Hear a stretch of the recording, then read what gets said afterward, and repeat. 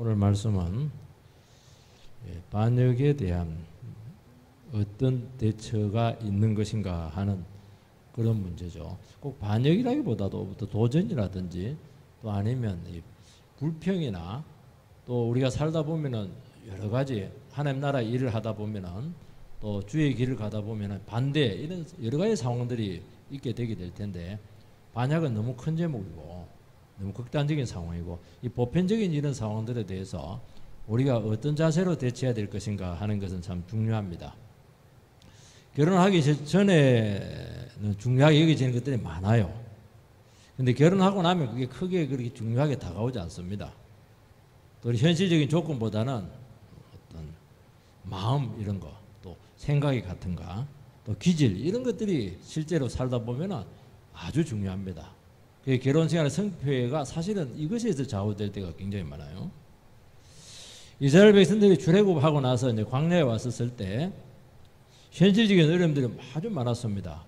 물도 문제가 되고 그 다음에 음식도 문제가 되고 그들의 그 길도 문제가 되고 여러 가지 어려움이 있었는데 근데 실제로 막상 광야에 와보니까 그것보다 훨씬 더 어려운 게 있었는데 그거는 이제 거룩성의 문제입니다. 거룩성의 문제가 왜 중요하냐니까 하나님하고 이제 동행을 해야 되는 거예요. 하나님, 자, 현실적인 필요가 중요한 게 아니고 거룩하신 하나님하고 어떻게 이 인생길, 광야길을 걸어가게 될 것인가. 여기서 아주 큰 어려움을 겪게 되는데 이거는 결국 이제 마음의 문제고 이 기질의 문제고 이 거역하는 본성의 문제, 근본적인 문제와 항상 이제 맞닥뜨리는 것을 알 수가 있어요.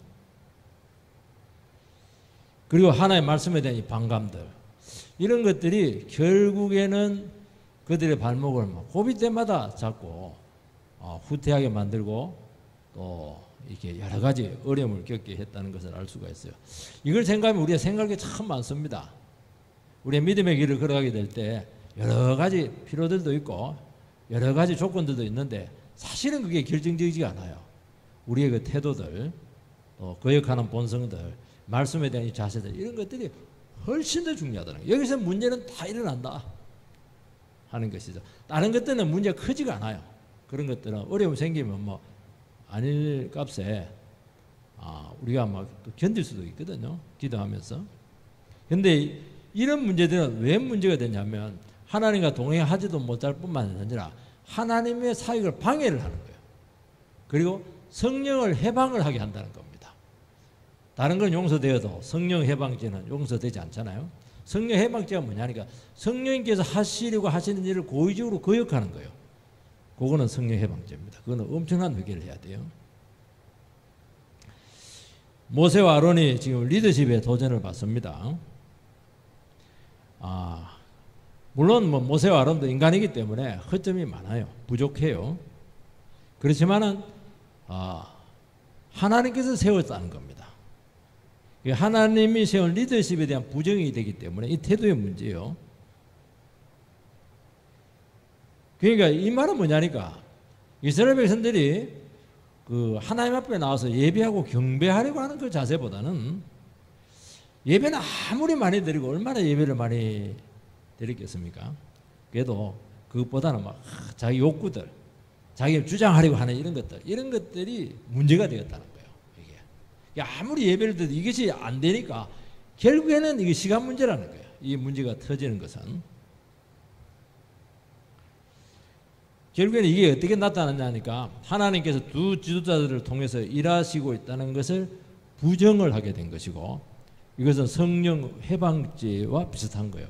그래서 바로 그 땅으로 불이 나와서 태워 뿌리고 그리고 땅이 열려서 삼켜 뿌리는 겁니다. 그 심판의 모습을 바로 하나님께서 바로 보여주시다는 것이 이건 굉장히 엄중하게 다루었다는 것을 알 수가 있어요. 우리가 첫 번째 기억해야 될 것은 뭐냐? 우리가 극단적인 선동에 절대 휘둘려서는 안 된다는 것을 말씀하고 있습니다.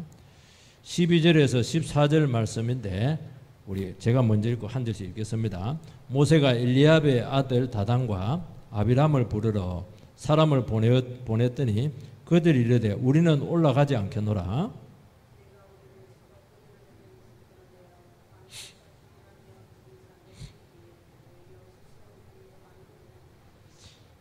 같이 읽읍시다. 시작.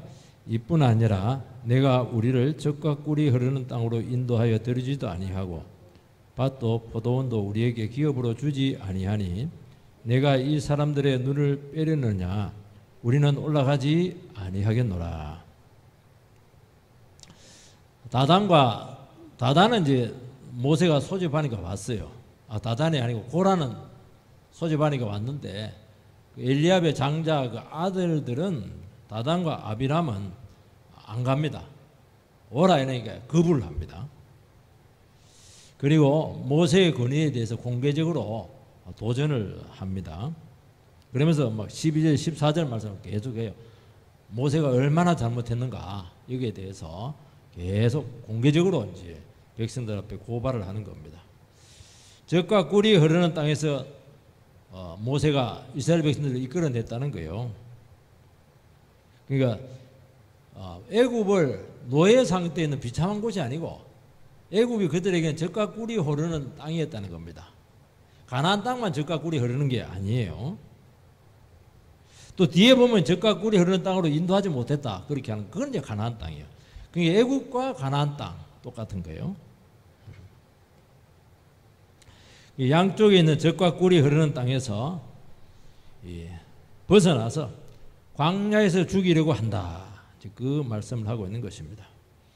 그러니까 애굽에서 떠난 것이 너무 무책임하고 그것은 모세의 치명적인 실수였다 하는 것이죠.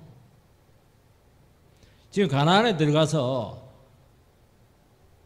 풍족하게 살기보다도 지금 포도원도 없고 지금 밭도 없고 그것을 줄 형편도 되지 못한다 이야기하고 있는 것입니다. 쉽게 말해서 모세는 백성의 안위와 고통은 아랑곳하지 않고 자기 권력과 영화에만 관심을 가지고 있다. 이런 식으로 백성들을 선동합니다. 그러니까 모세가 문제가 많은 거예요. 그러면서 자기 자신들은 이런 어려운 처지로 이끌어온 그 모세와 대비가 되어서 그 고통받고 있는 백성들의 대변자다. 그렇게 하면 자기들을 약자의 그런 대변자로서 이렇게 부각을 시키는 것이죠. 이게 뭐냐 하니까 이게 선동을 하는 겁니다. 그리고 고라와 함께한 그 몇 명의 사람들의 눈을 빼려고 한다는 거예요. 눈을 빼려고 한다는 겁니다. 눈을 빼면 이제 아무것도 못해 무력화된다는 것입니다. 왜 눈을 빼려고 하느냐? 모세의 악행을 지적하고 늘 바른 소리를 했기 때문에 모세가 듣기 싫어서 그들의 눈을 빼려고 한다는 거예요. 모세는 눈을 빼려고 하는 마음이 전혀 없었어요. 극단적으로 곡해를 하고 그리고 그들을 가나안 땅에 죽이려고 한다. 눈을 빼려고 한다. 벌써 이게 쓰는 단어 자체가 굉장히 강렬하고 극단적이고 선동적이고 사람들에게 두려움을 일으키는 거예요. 모세 따라가면 죽을 수밖에 없다. 그렇게 사람들에게 선동을 하고 있는 것입니다. 이런 일이 왜 생기느냐? 모세는 그러지 않았거든요. 모세는 자기 이익을 취한 사람이 아니고 정말 섬김으로 이거 정말 문제 많은 그 많은 백성들을 참으면서 기도하면서 정말 하나님의 인도 받으면서 꾸역꾸역 이끌어 왔는데 나타난 결과는 아니에요. 완전히 모세는 악한 놈이고 정말 자기 배밖에 모르고 왕이 내리고 하고 있고 말 안 들으면 눈을 뽑아버리고 그리고 말만 번지르르 해놓고 아무것도 안 해준다. 이렇게 나가는 겁니다. 그런데 현실적으로 놓고 보면 그게 틀린 말이 아니에요. 지금 되어 있는 게 하나도 없어요. 그리고 막 독재를 한다. 왜 백성들을 속이고 광야로 인도했냐? 왜냐하면 지금 형편이 안 좋으니까. 사실은 광야를 뛰어넘을 수 있었거든요. 그런데 이스라엘 백성들이 10명의 정탐꾼의 불신앙적인 보고를 듣고 그들이 너무 그냥 통곡을 하는 바람에 하나님께 빠꾸시킨 것이지 하나님 책임이 아니고 모세 책임도 아니었거든요. 책임지지 못할 약속을 남발했다 하는 것이죠. 그래서 하나님께서 세운 종을 인정하지 못하고 시기하고 불만을 드러내고 있는 것인데 이 자리에 있는 것이 굉장히 위험하다. 성경은 그렇게 말씀하고 있습니다. 그 말은 뭐냐? 하나님께서 모세를 통해서 주신 말씀과 모세를 통해서 이루신 하나님의 일과 믿음의 행위들을 부정을 하는 것입니다. 한두 가지 부정을 해서는 안 돼. 전체가 부정이 되는 것이죠. 그거는 굉장히 심각한 문제입니다. 한두 가지가 아니에요. 한두 가지면 와가지고 설명을 해서 생각을 돌이키면 되지만 근본적으로 잘못되었다 이렇게 나왔을 때는 설명이 안 되는 겁니다. 그건 하나님이 개입할 수밖에 없어요. 이 다단과 아비람의 이 선동은 결국에는 뭘 얘기하냐? 자기들의 속셈을 그냥 드러낸 거예요. 사람들이 다른 사람을 막 비판하죠. 판단하죠. 고발하고 이렇게 할 때 보면은 진짜 그 사람이 그런 경우도 있지만은 대부분은 그 자기가 그 사람에서 투사된 자기의 본심이 드러날 때 굉장히 많아요. 그 자기 이야기 하는 경우가 굉장히 많아요. 잘 들어보면 그래요. 그 사람은 그게 아닌데 본인이 그런 생각을 갖고 있는 거예요. 의도가 드러난 것이죠. 그 말은 뭡니까? 그들 속에 야망이 있고 탐욕이 있는 거예요. 자기가 대장 되고 싶은 거예요. 쉽게 말해서 네가 다 해먹지 말고 나눠 먹게 하자. 나도 그냥 머리가 되고 싶다. 그렇게 그 마음의 본심을 숨기고 이렇게 얘기하는 거. 진짜 순수하면 그런 말할 수 없어요. 모세는 말씀과 성령으로 백성들을 다스렸습니다. 근데 일단 그런 불만과 탐욕이 딱 생기게 되면은 니만 다 하냐? 같은 사촌이 아니냐? 나도 레이다. 나는 장자다. 딱 이런 생각이 한번 들기 시작하면은 눈이 가려집니다. 영적인 이해가 되지를 않아요. 그래서 오해를 하게 되고 심한 편견으로 가게 되고 결국에는 이제 나중에 이것이 어디까지 가냐면은 설교가 안 들려요. 모세 설교가 들려야 되거든요. 왜냐하면 마음을 닫고 있기 때문에 편견을 가지고 있기 때문에 저거 설교 하는 것도 우리를 지금 이용해서 자기 야욕을 채우려고 한다 이렇게 나가기 때문에 설교 들으면 들을수록 더 반감이 생기는 거예요. 그래서 안 들립니다. 자기 생각을 계속 하는 거예요. 이게 문제라는 겁니다.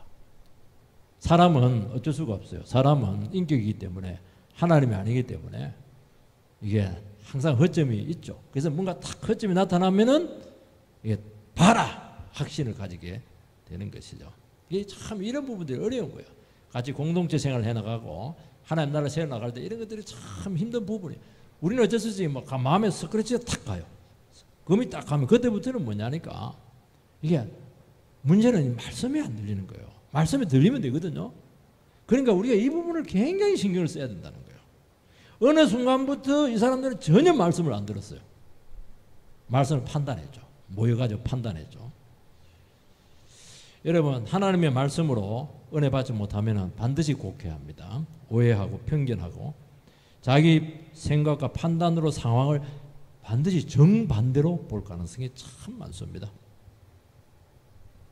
우리가 그래서 은혜를 받으라는 거예요. 은혜 받으면 이제 마음이 가난해져야 되고 겸손해야 되는데 그러면 하나님께서 하시는 일이 이해가 돼요. 물론 100% 아닐 수도 있어요. 그렇지만은 겸손한 마음으로 이렇게 말씀을 듣고 상황을 바라보게 되면 반드시 하나님께서 하시는 그 어떤 그림자라도 있어요. 그것만 봐도 되거든요. 근데 그것만 해버리면 그게 하나도 안 보이고 전부 다 반대로 보이는 거예요. 완전히 그냥 나쁜 사람으로 그렇게 치부가 될 수밖에 없는 것입니다. 그게 참 많은 것 아니에요. 조금만 낮추고 그럴 수 있겠구나. 이 하나의 말씀이다. 내가 마음이 높구나. 요 마음만 가져도요 하나님께 보여줘요. 근데 그거는 굉장히 능력이 있거든요. 근데 어느 순간 지나버리면 그것도 넘어간다는 거예요. 그래서 말씀이 안 들리기 때문에 자꾸 자기 생각만 하게 되고 자기 주장만 한다는 것입니다. 여러분 하나님의 말씀을 계속 듣는 것은 다른 걸 하는 게 아닙니다. 그 목사의 설교를 듣는 게 아니에요. 내 속에 있는 교만과 탐욕을 자꾸 다스려야 된다는 거예요. 이게 굉장히 어렵거든요. 왜냐하면 이해관계가 생길 수가 있고 이게 내 생각과 다를 수가 있기 때문에 그게 안 된다는 거예요. 그런 가운데서도 말씀을 듣고 그 부분을 다스려내야 되는 거예요. 그게 안 되면 큰일 나는 거예요. 이게. 우린 다 높아지려고 하는 본성이 있잖아요. 우리는 하나님처럼 데리고 가는 교만들이 있거든요. 사실은 본인 안에 문제가 더 많거든요. 목사도 마찬가지고 저도 설교하면서 내 설교를 통해서 저도 싸워야 된다는 거예요. 근데 악한 자들은 그렇게 안 합니다. 반대로 합니다. 선동을 해. 막 두려움을 줘가지고 너희들 저 따라가다 죽는다. 망한다. 국물도 없다. 너희들 보돈 받을 줄 알아? 그거 전부 다 부도수표야. 속지 마. 그러니까 현실을 딱 보니까 그게 틀린 게 아니거든요. 두려움들, 미래에 대한 두려움들, 죽음에 대한 두려움들, 이용당할 것이다 하는 그 두려움들. 그래서 우리 자신들도 마찬가지입니다. 신앙으로 서지 못하면은 우리는 두려움이 있게 될 텐데 그러면 반드시 선동이 되거나 넘어질 가능성이 굉장히 많다는 거예요. 부모님들은 저희 부모님도 마찬가지였습니다. 저희들 앞에서 우리가 굉장히 가난했는데 그래서 한 가지를 잘하셨어요. 돈 걱정을 안 했어요. 돈 걱정. 그때 육성예비 내고 그렇게 하면 육성예비가 어디 있나요 그거. 지금 막 도시락도 못 사주는데 그래도 야 기다려봐라. 그러면서 어떻게 하든지 좀 구해내요. 막 차에 구해내요. 돈 걱정 안 해요. 부모들이 돈 걱정하면 애들이요 공부 안 합니다.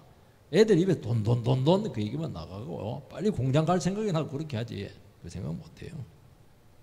근데 막 그걸 뭐 선동을 부모들이 한다고 생각해 보시고 너희들은 막 돈벌이는 하나도 안 하고 말이지 그냥 돈만 팍팍 쓰고 말이지 땅 판다고 돈 나오냐? 막 그냥 물론 뭐 돈이 모자란 거 말할 수 있죠. 이해를 시키기 위해서. 그렇지만 지금까지 하나님께서 이리 어려운 가운데서 살게 했다. 뭐 굶었냐? 너 병났어? 열심히 공부해라. 하나님께서 어려운 가운데서 더 큰 인물을 만들고 악기를 인도한다. 이게 자꾸 안심을 시켜줘야죠. 이게 하나님 나라 백성들의 원리예요. 지도자들의 원리고 부모들의 그 안심을 시켜줘요. 자꾸 왜 선동 불안하게 왜 만들어요? 교회도요. 성도님들이 근심하지 않도록 정말 배려를 해야 됩니다. 말 한마디를 하더라도 그만 무너지게 하고 그렇게 하면 안 되는 거예요. 우리는 불안 요소가 너무 많잖아요. 특히 상황이 힘들 때는 더 조심을 해야 된다는 것입니다. 그때 어떻게 해야 됩니까? 사실 하나님께서 그동안 얼마나 우리를 통해서 많은 일을 했습니까? 사실 듣고 보면 틀린 말이 아니거든요. 어려우면 그거 하나도 안 보이기 때문에 그렇게 하는 거예요. 항상 모자란 것 같지만 또 한 해를 지나놓고 보니까 하나님께서 이렇게 채워주셨네. 야, 하나님 너무 놀라우셔. 자꾸 그렇게 이야기해야 된다는 거예요. 그게 안심을 하죠. 하나님 백성들이. 그래서 선동하고 불안을 절대로 조장하지 않아야 될 줄 믿습니다. 물론 우리는 하나님 앞에서 깨어서 기도해야 됩니다. 왜냐하니까 어떻게 될지 모르거든요. 사르는 판을 기어갈 것 같은 그런 상황들이 너무 많은 거예요. 그럴 때는 어떻게 해야 됩니까? 우리 하나님의 약속의 말씀을 붙들자. 우리 믿음의 사람 아브라함이 얼마나 힘들었냐. 야곱은 더 힘들었다. 요셉은 거의 힘들었다. 그래서 하나님의 말씀 붙잡으니까 길이 있더라. 자꾸 그렇게 해서 안심을 시켜야 된다는 거예요. 그리고 말씀을 붙들면 확신을 주고 미래에 대한 소망이 주어지게 되는 것입니다. 그러면 쉽게 흔들리지 않아요. 좌절하지 않아요. 그리고 자칫하면 수치심을 줄 가능성이 많거든요. 그것도 믿음이냐고 막 늘 죄만 짓고 말이지. 그냥 밤새도록 뭐 했냐고 자꾸 죄책감 주고 이렇게 하면 안 돼요. 않도록. 물론 죄지면 안 되지만은 예수의 보혈의 피로 주님께서 우리를 용서했다고 다시 시작하자고 자꾸 격려하고 일어서게 하고 이렇게 해라는 거예요. 우리는 사람의 말에 너무 좌지우지 되거든요. 너무 사람의 말에 평가받지 말고 특히 앞서서 일하는 사람들은요. 직분자들은 막 무조건 막 딱 도드라지게 돼 있기 때문에 무조건 사람의 그냥 평가가 나오게 돼서 저것도 일이냐 그렇게 하고 그러니까 하다가 좌절이 되는 거예요. 그게 마귀가 원하는 거거든요. 아니다. 저 사람의 말은 사람의 말일 뿐이다. 나는 하나님 앞에서 평가받고 순종하겠다. 충성하겠다. 착하고 충성된 종아 그 평가받겠다. 그렇게 하는 거예요. 왜냐하면 하나님 나를 불렀고 지금까지 인도했고 지금까지 붙들어 왔다는 겁니다. 지금도 하나님 말씀으로 이끄시는 것입니다. 이게 답이에요. 어떻게 사람 말에 다 그 장단을 칠 수가 있겠어요. 내가 귀하고 내가 지금 하나님의 말씀을 품고 있고 그렇게 하니까 흔들리지 않고 도리어 당당합니다. 당신도 하나님 말씀 붙잡고 일어서라고 이렇게 말할 수가 있는 거예요. 그러니까 사람에게 자유할 수 있잖아요. 우리는 내 실력이 좋아야 되고 내 능력이 뛰어나다 생각하는데 아닙니다. 세상 가면 날고 기는 사람 너무 많아요. 그것도 불안정해요. 아니에요. 하나님 나를 평가하고 있고 나에게 약속의 말씀이다. 말씀은 그대로 되고 있다. 그것이요. 우리 실력, 재주, 능력 싹 다 이기는 겁니다. 우리의 불의와 죄까지도 다 이기는 거예요. 이렇게 하나님의 말씀과 약속은 능력이 있는 것입니다. 두 번째는 모세가 어떻게 대처를 했는가 하는 말씀이죠. 15절 말씀을 보면 모세가 심히 노하여 여호와께 여짜오되 주는 그들의 헌물을 돌아보지 마옵소서. 나는 그들의 낙이 한 마리도 빼앗지 아니하였고 그들 중에 한 사람도 해하지 아니하였나이다 하고 모세는 반역자에게 그냥 이렇게 말하지 않아요. 반격 안 합니다. 하나님께 나가서 도움을 구합니다. 무슨 도움을 구하냐? 하나님이 재판장이 되신다는 것입니다. 억울하죠. 모세 입장에서는 실컷 고생해놓고 단물은 다 뽑아놔놓고 지금 완전히 지금 끌어내려가지고 망하게 하려고 하는 것이잖아요. 이제 감정이 휩싸릴 가능성이 많은데 그렇게 하잖아요. 그러면 어려워집니다. 두 가지로 대처를 합니다. 하나는 그들의 헌물을 돌아보지 말라는 것입니다. 헌금이죠. 예배 받지 말라는 겁니다. 그러니까 이 악한 자들은 특징이 뭐냐니까 거창한 예배를 더 드려요. 그렇지만 아무리 예배하고 헌물하지만은 성령님께서 함께 하지 않는다는 것입니다. 그리고 어떻게 합니까? 모세에게 말씀의 종에게 더 능력으로 나타나게 되고 더 성령이 역사합니다. 그러니까 하나님께 가라는 겁니다. 하나님께 가면 성령이 역사를 해요. 그럼 위로가 되는 거예요. 그러면 극복이 돼야 되는 거예요. 따진다고 되겠어요? 더 강한데? 더 당할 텐데? 여러분 예배는 굉장히 권세가 있습니다. 예배를 통해서 악한 자의 권세와 악형들이 막 드러나게 되고 예배를 통해서 기세가 꺾이는 것입니다. 다른 거는 이겨낼 수가 없어요. 우리는 억울한 일이 많고 오해도 받기도 하고 선동을 받을 때도 있는데 그때는 다른 걸 하면 안 되고 예배 자리에 나와서 하나님 앞에 엎드리는 겁니다. 그러면 하나님의 말씀이 변호를 해요. 전부 다 이야기해줘요. 너무 신기해요. 그럴 때마다 하나님께서 아니 대처 방법까지 원인까지 저들의 모략까지 전부 다 가르쳐줘요. 그리고 악한 자를 심판합니다. 그렇게 예배가 권세가 있는 거예요. 그래서 그들의 헌물을 받지 말아 주옵소서 이 기도를 하는 것입니다. 기도 안 해도 그들의 예배는 안 받아요. 예배 안 받으면 꽝이에요. 두 번째는 자기 자신의 무죄를 하나님 앞에서 적극 변호를 합니다. 내 낙이 한 마리 받은 적이 있냐? 백성들 한 사람 해한 적이 있냐? 나 백성 착취하지 않았고 청기로 섬겼다. 그러니까 모세가 지금 왕이 되려고 한다. 백성들 착취해서 그렇게 하니까 이런 변호를 하는 거예요. 대개는 참거든요. 근데 이 부분은 오해되는 이 부분은 적극적으로 변호를 합니다. 지금 하나님 앞에서. 나에게 조금이라도 흠이 있다든지 잘못이 있으면은 하나님의 정죄받겠다고. 왜냐하니까 이것은 바로 사탄의 공격거리가 될 수가 있는 것이죠. 그 사람들은 아무리 잘못해도 상관이 없어요. 근데 주의 종은 다 잘해도 하나씩 잘못하면 그게 문제가 되는 거예요. 그게 책임이 그렇게 크다는 거예요. 나는 다 잘하고 하나 돈 문제가 조금 약간 잘못됐는데 그것 때문에 망한다. 그것 때문에. 그 사람들은 늘 돈 갖고 사기쳐요. 아무 상관없어요. 근데 주의 종은 그래. 하나님의 사람은 그렇게 하면 안 돼요. 하나 가지고 뒤집어지는 거예요. 그걸 갖고 이야기하잖아. 하나님 내가 잘못한 거 좀 이야기해라고. 내가 책임지겠다고. 그러니까 삶이 정직하고 투명해야 된다는 것입니다. 결정적인 순간에 하나님께서 뒤집었죠. 을을 드러냅니다. 왜냐 아무리 해도 잘못이었거든요. 아무리 모함해도 그 전부 다 그 헛다리 짚은 거예요. 그래서 막판에 확 뒤집어내는 거예요. 그렇게 이기는 것입니다. 하나님의 사람은 그래서 미리미리 사리사욕을 챙기지 않아야 되고 하나님 주신 것만 의지하고 내 것 챙기지 말고 하나님 주신 것만 받고 물질과 필요에 자유로워야 되는 것이죠. 왜냐하면 그것이 반드시 문제가 돼요. 여자에게 약한 사람은 여자 문제로 덫에 걸리게 되고, 돈 문제로 약한 사람은 돈으로 반드시 덫에 걸리게 되고, 관계 문제에 어려운 사람은 관계 문제 갖고 반드시 덫에 걸리게 돼 있어요. 관계하면서 말한 것이 반드시 공격거리가 돼서 그걸로 뒤집어지는 거예요. 꼼짝없이 당합니다. 17절 18절 말씀을 보면 너희는 제각기 향로를 들고 그 위에 향을 얹고 각 사람이 그 향로를 여호와 앞으로 가져오라. 향로는 모두 250개라.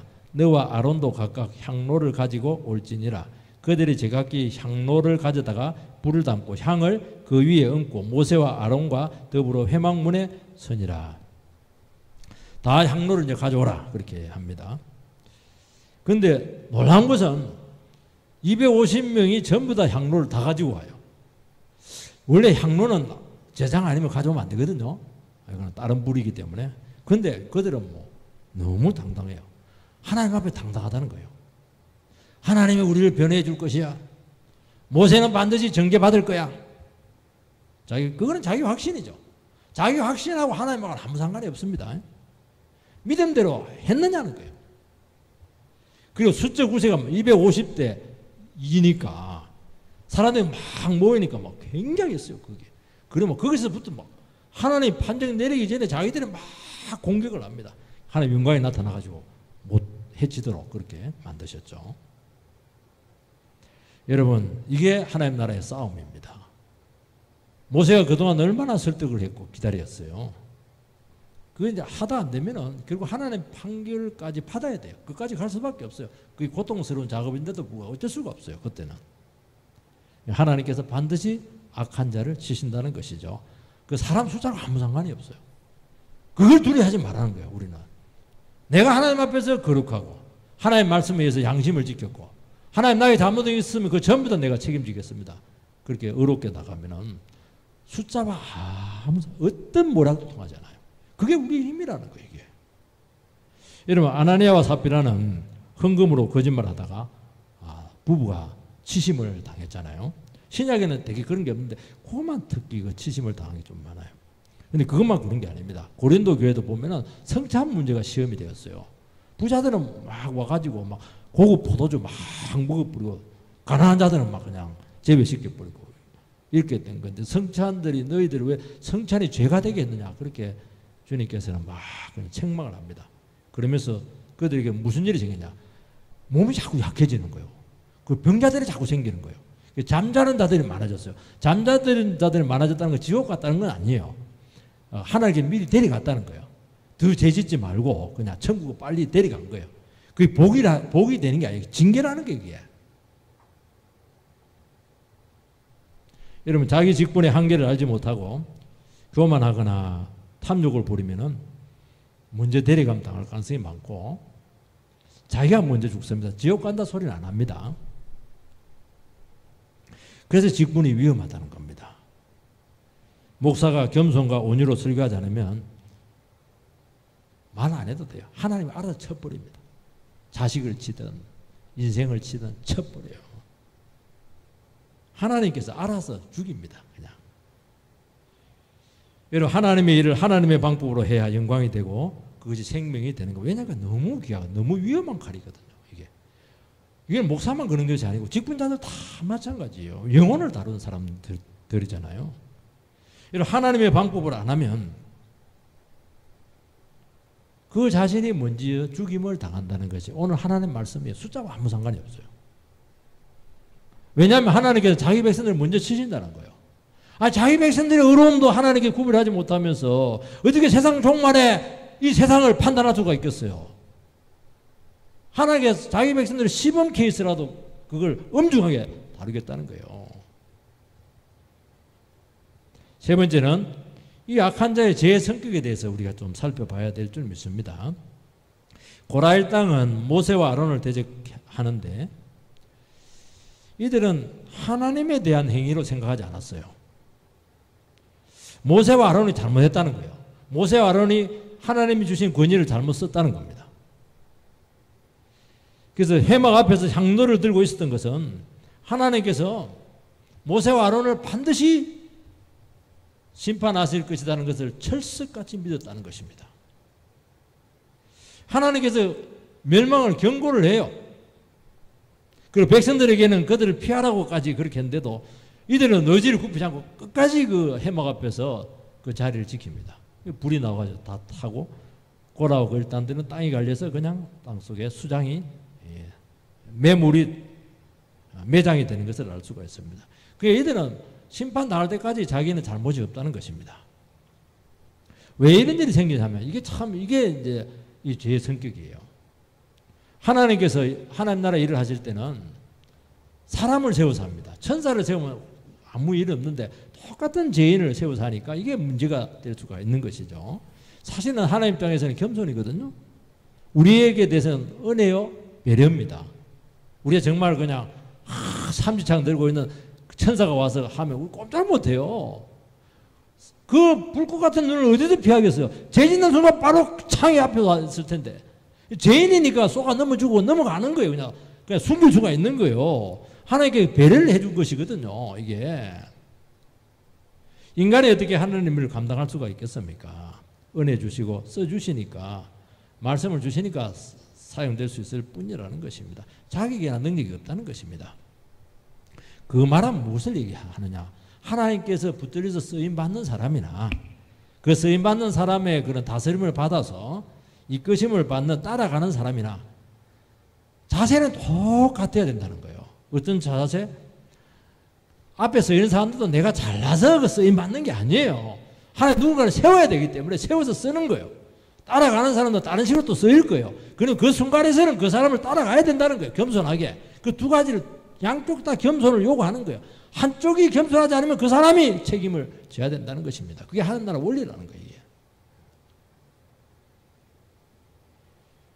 그러면 하나님께서 버리지 않고 끝까지 책임지시고 이끄십니다.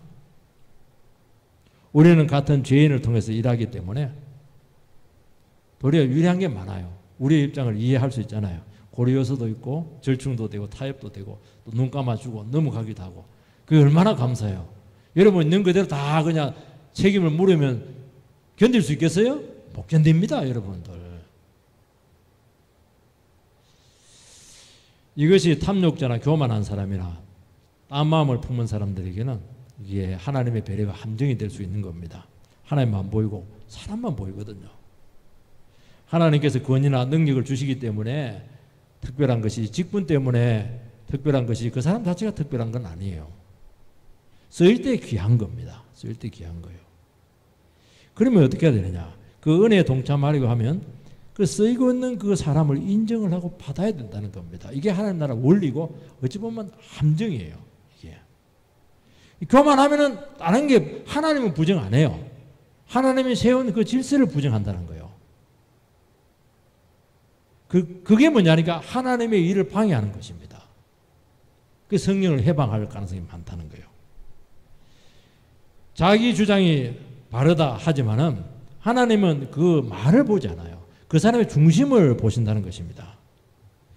교만과 탐욕을 보시고 심판을 하는 거예요. 의도를 보고 있다는 거예요. 고라 일당은 맹목적으로 하나님께 충성하라는 것은 아니었습니다. 잘못된 것은 따져야 돼요. 하나님 앞에 기도해야 돼요. 그렇지만은 넘지 말아야 될 한계가 있다는 것입니다. 마땅히 생각할 그 이상을 생각해서는 안 되거든요. 그 넘어버린 거예요, 이게. 말씀과 성령의 역사에 그들은 복종을 해야 됩니다. 아무리 잘못 있고 한계가 있더라도 하나님께 일하신 게 나타나잖아요. 그걸 또 인정을 해라는 거예요. 그거 인정이 안 되기 때문에 문제가 된다는 거예요. 스스로 높이지 않고 질서를 귀하게 여기는 것이죠. 그럼 하나님께서는 마땅히 가야 될 길을 우리에게 이끄시고 보여주신다고 말씀하고 있습니다. 21절 22절 말씀 같이 한번 읽읍시다. 시작. 너희는 이 세중에게서 떠나라. 내가 순식간에 그들을 멸하려 하노라. 그 두 사람이 엎드려 이르되 하나님이여 모든 육체의 생명의 하나님이여 한 사람이 범죄하였거늘 온 회중에게 진노하시나이까요. 하나님은 진노합니다. 그 진노 가운데서도 모세는 또 하나님 앞에 또 엎드립니다. 참 이게 주의 종의 모습이죠. 육체의 생명을 주신 하나님 왜 다 멸망을 시키려고 합니까? 한 사람이 범죄했는데 왜 다 진노하십니까? 참 이거 보면 얼마나 모세가 영혼을 아꼈는가 하는 것을 알 수가 있어요. 하나님 멸망시키자만 최소화하라는 거예요. 모세의 기도가 참 놀랍죠. 모세는 이런 담대한 기도를 많이 합니다. 그리고 자기 자신에 대해서도 기도하잖아요. 내 잘못이 있으면 하나님 앞에 회개하겠다고, 책임지겠다고. 다 잘했는데 한 개 잘못한 것도 하나님 앞에는 책임지겠다고, 바꾸겠다고. 얼마나 위대한 기도하고 있고. 그들은 다 잘못했는데 최소화시켜서 제발 다 살리라고. 주동자 몇 명만 그냥 하나님께서 그냥 10원 빠따라 좀 그렇게 그래야 질서는 서니까. 이런 기도를 하고 있는 겁니다. 얼마나 기도가 아름답습니까? 담대한 기도죠. 우리는 삶이 어려울 때 하나님 앞에 엎드려야 됩니다. 그래서 저 인간들 전부 다 싹쓸이해라 그렇게 하는 게 아니에요. 내 죄는 하나님, 내 잘못은 한 개라도 보게 해주셔서 바꾸게 해주시고, 그 영혼들은 뭘 모르고 저렇게 한 것이니까, 단순 가담자니까 그 사람들은 비록 마음이 흔들려서 믿으면서 동조했지만 다 살리라고, 내가 책임지겠다. 그런 기도라는, 그런 기도. 얼마나 아름다운 기도예요.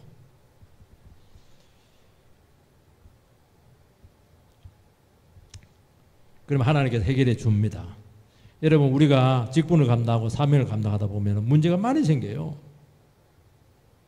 많은 사람들이 하나님께 엎드리죠. 그런데 엎드리고 나서 자기 문제와 싸워요.